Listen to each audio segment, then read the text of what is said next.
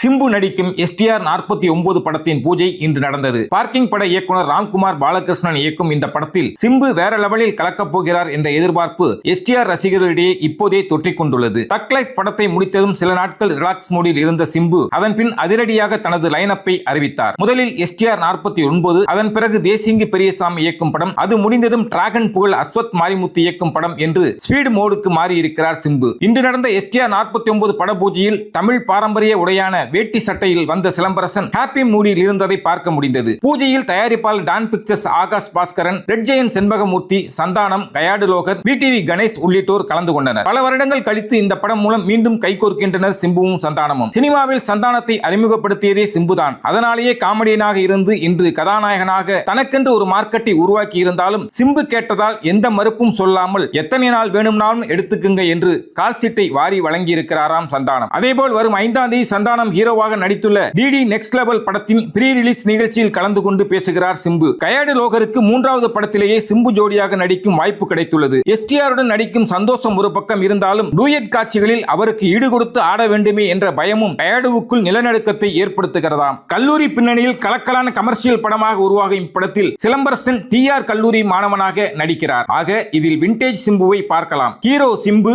அவருடன் ரொம்ப நாள் கழித்து இணையும் சந்தானம், ஏற்கனவே ஹிட் கொடுத்திருக்கும் இயக்குனர் ராம்குமார் பாலகிருஷ்ணன், தமிழ்நாடு இளைஞர்களை மயக்கத்தில் வைத்திருக்கும் கயாடு லோகர் என பலமான காம்பினேஷனில் STR 49 எதிர்பார்ப்பை